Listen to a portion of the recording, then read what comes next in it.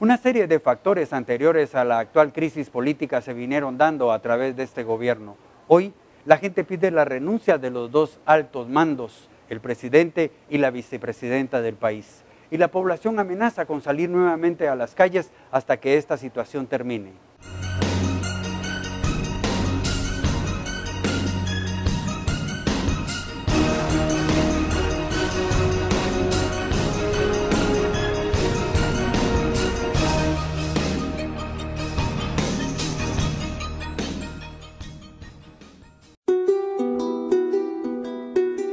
La crisis política es ahorita para el área urbana, pero Guatemala ha vivido en una permanente crisis.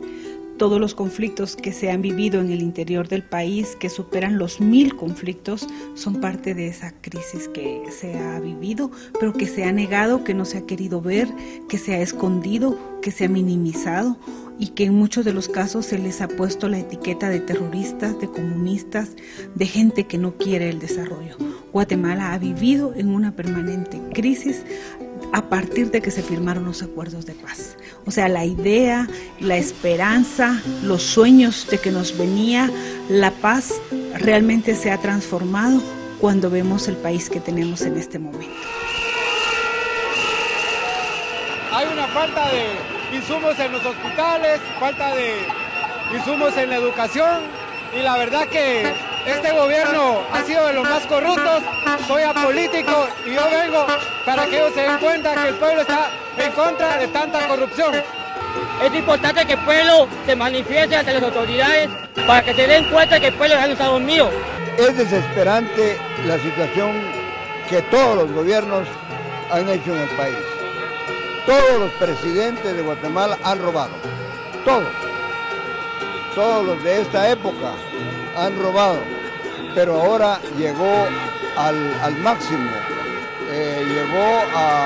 se regó la gota de la paciencia de los guatemaltecos y es muy alegre, muy agradable ver que el pueblo de Guatemala por fin despierta.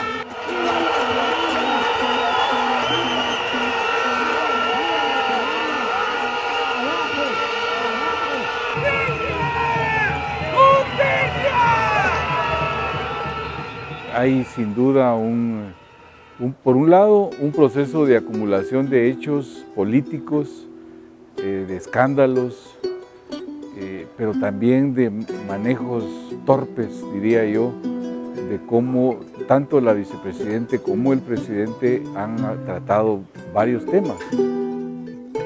Como lo muestran las imágenes, agentes del orden lanzaron bombas lacrimógenas y pobladores respondieron con piedras y otros objetos que ellos tenían. El enfrentamiento duró más de 30 minutos. Cuando una joven le lanza polvo blanco a la vicemandataria en el momento en que salía de la sala.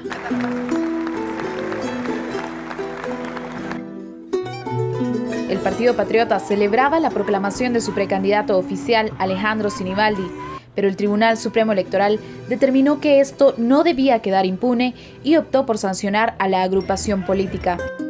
Acordó ordenar al Despacho General del Registro de Ciudadanos que cancele la inscripción de Roxana Valdetti como secretaria general del Partido Patriota. En Guatemala, un nuevo escándalo detonaba, ahora involucrando al presidente Otto Pérez, a Alejandro Sinibaldi y al asesor de la campaña Mano Dura, Antonio Sola.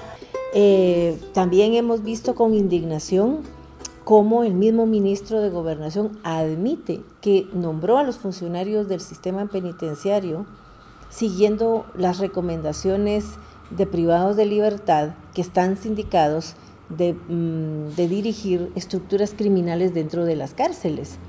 Y luego vemos cómo ofendieron no solamente nuestra dignidad, sino también nuestra inteligencia, con ese negocio multimillonario para limpiar el lago de Amatitlán con una fórmula misteriosa y mágica. Creo que el principal responsable de esa crisis es el presidente de la República, porque finalmente es el que por acción o inacción ha dejado que transcurran una serie de hechos que denotan, digamos, el nivel de aceleramiento de cómo se ha profundizado esta crisis. Por supuesto que el vector ahí esencial es la crisis que se destapa en los últimos días a raíz de esta mafia, esta estructura criminal en la SAT. Eso desborda, digamos, sumado al hecho de que se magnifican las otras expresiones de estructuras criminales que evidentemente están existiendo y se han fortalecido en otras instituciones públicas.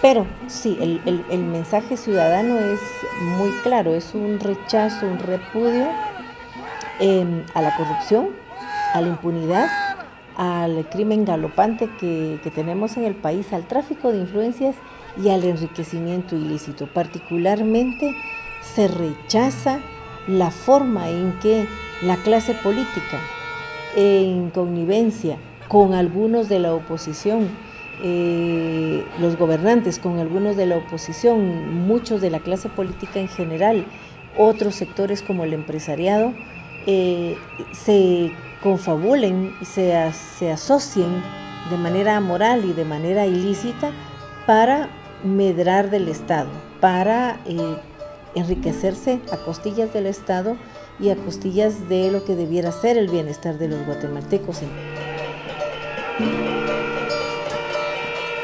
Este es un momento histórico porque la capital, que fue la que colocó al presidente y a la vicepresidenta en los espacios de poder en los que están en este momento, son quienes se han levantado, quienes han tomado conciencia y han dicho que así como los colocaron, son ellos también quienes están tomando el poder para sacarlos de estos espacios de poder. Lo que significa entonces es que es un momento coyuntural porque por primera vez podemos ver sin distingo de clase cómo las diferentes capas sociales de la capital han convergido.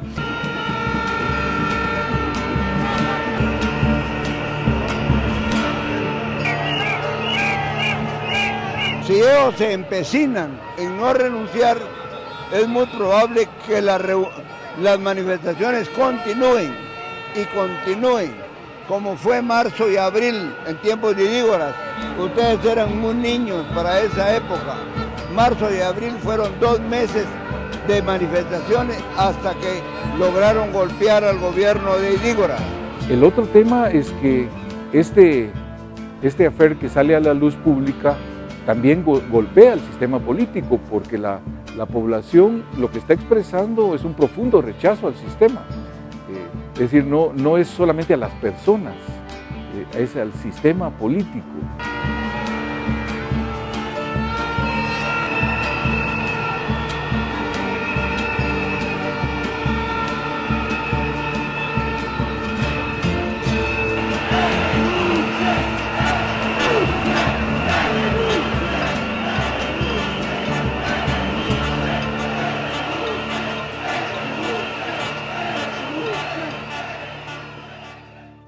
El destape de la red dentro de la SATA evidenció el principal motivo de la crisis en distintos sectores, como la crisis hospitalaria.